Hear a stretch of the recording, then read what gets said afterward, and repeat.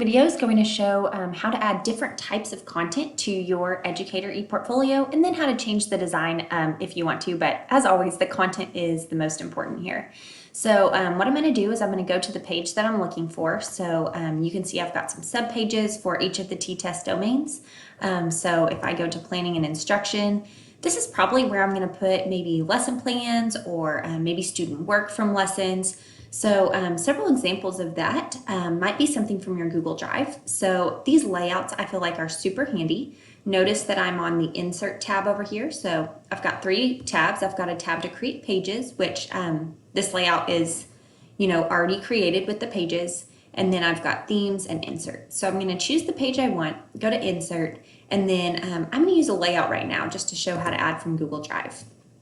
So I'm going to add this first layout because it's going to allow me to give a title. So maybe this is a lesson plan on narrative writing, something that maybe went really well or that you were super intentional with or helped you meet your goals. And then when I click the plus sign here, I can choose from Drive. And everything from my Google Drive is going to pop up over here to the right.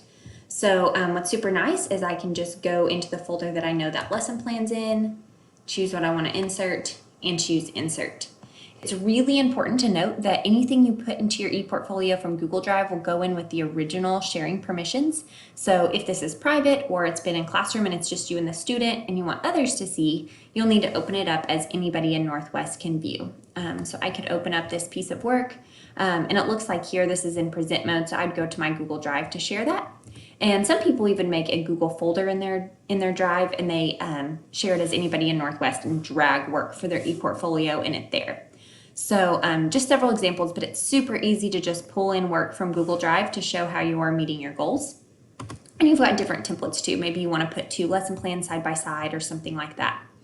I will say here, it looks like I can't advance slides. Like, oh man, I can't in the editing mode, this is just a thumbnail. So when you preview your site or you actually look at the published link, then you'll see that this is a live slides presentation. So don't worry if you put that in and you can't necessarily see, and we just went here to preview the site. All right, you may also choose to upload an image from your computer. That's great, or you could add images from Google Drive. Another popular request by teachers is to add an item of work from Seesaw. So you can do several things. You could embed your entire Seesaw class, or you can embed certain student work or activities that you just feel were super helpful in meeting your goal. So if I click the 3 dots here, I can go to Share Post, and then I'm just going to get this share link right here. Okay, so I just copied that share link under Share Post from my ePortfolio. I'm going to make sure I'm on the right page again. And say I don't want this section, you'll see it's all separated into sections. I'm just going to get rid of this section. And for this one, I'm going to use Embed. Note that when I click the plus here, Embed is not an option, so I'll need to use the Embed option and then paste in my link. I like to do whole page. That means it's going to be fully embedded into your site rather than just a little preview image that's going to link you to the item. Okay, so this is going to be the full item. Now note that I can use these corners if I want to pull it and make it smaller, or I could have it take up that full space, either way. And since it didn't give me any text here, I can actually just double click anywhere to add text, and I can change the size of the text. Okay, so I could add text from over here and move it around, or I can just double click in any part of the white space and add it that way. If you wanted to add your whole class, I'm just going to actually move this up so everyone can see. I'm going to take the full class link and copy that. And then I would go to Embed and paste in my full class link, whole page, and insert. I am noticing that embedding the whole class is taking me to the sign-in page. It didn't used to do that, so I would say maybe choosing select items would be best, but if you do want to be able to access your whole Seesaw course and maybe talk about how Seesaw is helping you meet your goals, you could do that and then just sign in here once you're looking, if you're in like a conference or you're looking at your site with other people. Those are the most popular items to add to a Google site. However, you can add different links and different things, maybe a video from YouTube. You can add all of that to your site as well. And if you have any questions, I'm always happy to help. Other ideas to include might be intentional planning documents, anchor charts, images of your room layout or your groups, just any way showing that you're meeting your goals. And the Google Site's a great way to do that because you can do that with images, so you can actually see what's going on in your classroom. Okay, so the last little thing is just if you do want to change the look of your site under themes, you'll notice that we could change the themes here.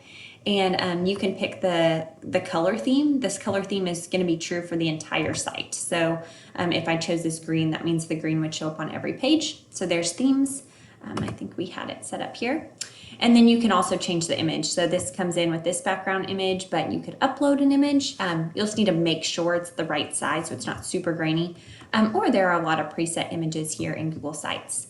I am also going to share the NISD ePortfolio website. This is a great place to go for reminders on how to build out your ePortfolio. And then if you get into the design aspect, how to design as well.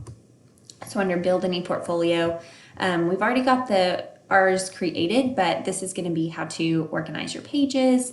Adding content is going to show a lot of what we just looked at, and then how to publish your site, which is really important because if we were to share our site with other people with this edit link, they wouldn't be able to view it.